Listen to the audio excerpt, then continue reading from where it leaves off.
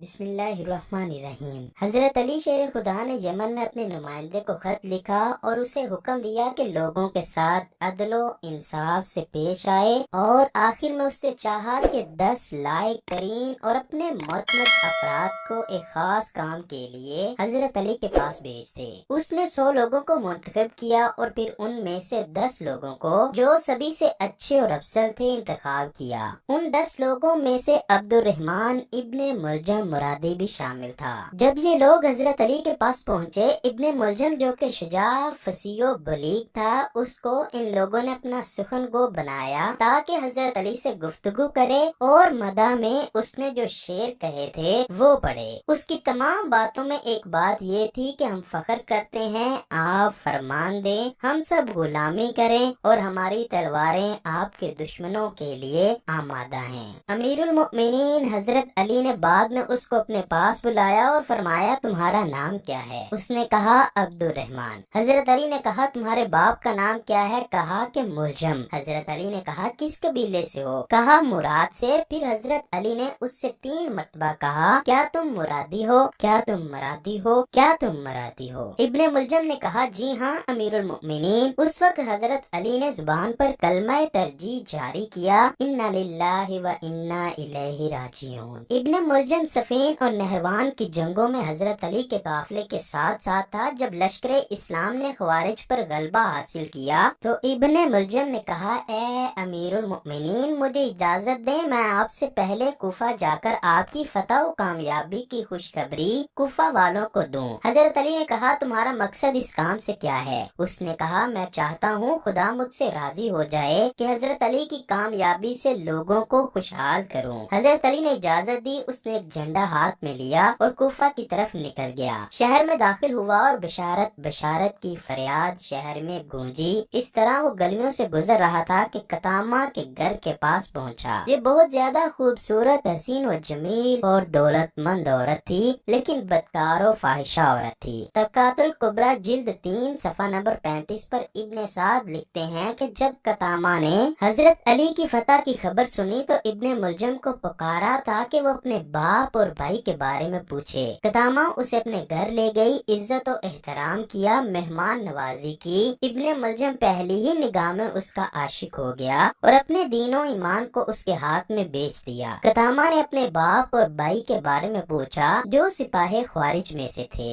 ابن ملجم نے کہا، وہ سب جنگ میں ہلاک ہو گئے۔ یہ خبر سنتے ہی وہ رونے لگی۔ ابن ملجم اس خبر کو دینے پر پشیمان ہوا۔ قطامہ تھوڑی دیر بعد اٹھی، دوسرے کمرے میں گئی اور اپنے آپ کو آرائش و زینت سے سنوارا اور واپس آئی، اور اس کو دیکھتے ہی ابن ملجم کا دل لرز گیا۔ ابن ملجم جو شہوت نفسانی میں اسیر اور اپنے اختیار کو ہاتھ سے دے بیٹھا تھا، قطامہ سے خواست کاری کی۔ قطامہ نے کہا، اگر مجھے چاہتے ہو تو میرا مہر بہت زیادہ ہے۔ ابن ملجم نے کہا، جتنا بھی ہوگا قبول کروں گا۔ قطامہ نے کہا، زیادہ ہے، کچھ پیسے، جواہرات، مشک و عنبر و عطر وغیرہ۔ ابن ملجم نے کہا، اس کے علاوہ اور کچھ؟ قطامہ نے کہا، بہت سخت۔ پھر وہ اٹھی اور کمرے سے گئی اور اپنے آپ کو دوسری شکل میں آرائش کیا اور واپس آئی، اور ابن ملجم جو جنون کی حد تک پہنچ گیا تھا کہا، اور کیا چاہتی ہو؟ قطامہ نے کہا، حضرت علی کا قتل۔ ابن ملجم ایک دم لرزا اور پریشان ہوا۔ اسے اگلے دن ابن ملجم کو اطلاع ملی کہ یمن میں اس کا باپ اور چچا مارے گئے ہیں اور اب وہ اپنے باپ اور چچا کی وراثت کا اکیلا مالک ہے۔ یہ سنتے ہی ابن ملجم یمن روانہ ہوا تاکہ بے تحاشا دولت لا کر قطامہ کے قدموں میں ڈال دے۔ وہاں پہنچ کر اس نے سب جائیداد کو فروخت کیا اور مال و دولت لے کر چل پڑا۔ راستے میں اسے ڈاکوؤں نے لوٹ لیا، وہ سارا مال لے گئے۔ ابن ملجم جنگل میں سرگرداں تھا، لیکن تھوڑی دیر بعد ایک قافلے سے جا ملا اور ان کے ساتھ ہم سفر ہو گیا۔ قافلے میں وہ 2 شخص کا دوست ہو گیا۔ ان دونوں کا تعلق خوارج سے تھا۔ ان لوگوں نے کہا کہ ہم نے عہد کیا ہے کہ علی، معاویہ اور عمرو آس کو قتل کریں گے۔ اس گروہ کا نظریہ تھا کہ یہ تینوں لوگ مسلمانوں کے درمیان اختلاف کا سبب ہیں۔ چنانچہ عبد الرحمن نے قبول کیا کہ وہ حضرت علی کو شہید کرے گا۔ وہ کوفہ پہنچا اور سیدھا قطامہ کے گھر گیا۔ یہ فحاشہ اور خود فروش عورت اس کے لیے شراب لائی اور ابن ملجم مست ہوا اور پھر قطامہ کے پاؤں پر گرا اور اس کے وصال کی خواہش کی، لیکن قطامہ نے کہا کہ جب تک حضرت علی کو شہید نہ کیا تب تک ایسا نہیں ہو سکتا۔ ابن मुलजम जो मजनून और पागल हो गया था उसने कहा अब भी जाता हूँ और हजरत अली को शहीद करता हूँ। कदामा ने कहा कि इस तरह नहीं बल्कि कत्ल के लिए मुकदमात जरूरी हैं। उसने इब्ने मुलजम की तलवार ली और कुछ दरहम देकर उसे तेज करवाया और फिर कुछ दरहम देकर उस तलवार को जहर आलूद करवाया। और उस रात बदनसीबो बेहया ने मेहराब मस्जिद कूफा में दमाद रसूल शेर खुदा हजरत अली पर वार किया और तलवार से ऐसा जख्म लगाया कि उसके असर से 2 रोज बाद 21 रमजान अल मुबारक को जानशीन रसूल खुदा वसी मुस्तफा शहीद हो गए। कूफा में कहराम मच गया। इब्ने मुलजम को गिरफ्तार कर लिया गया। हजरत इमाम हसन अपने वालिद मोहतरम हजरत अली के मैयत को नजफ़े अशरफ में दफना कर वापिस आए तो हजरत अली से प्यार करने वालों ने हजरत इमाम हसन को मिंबर पर बैठकर खुतबा देने का कहा। हजरत इमाम हसन मिंबर पर बैठ गए और आप इतने ज्यादा गमगीन थे कि आपसे बोला ना चाह रहा था। हजरत इमाम हसन जब थोड़े से पुरसुकून हुए तो आपने खड़े होकर बड़े जोश से एक खुतबा दिया। खुतबे के बाद आपने हुक्म दिया कि अब्दुर्रहमान इब्ने मुलजम को हाजिर किया जाए। जब अब्दुर्रहमान इब्ने मुलजम पेश हुआ तो हजरत इमाम हसन ने अपने वालिद मोहतरम हजरत अली की वसीयत के मुताबिक अब्दुर्रहमान इब्ने मुलजम मलून पर एक खासी जरब लगाई और इब्ने मुलजम मलून जरब लगने से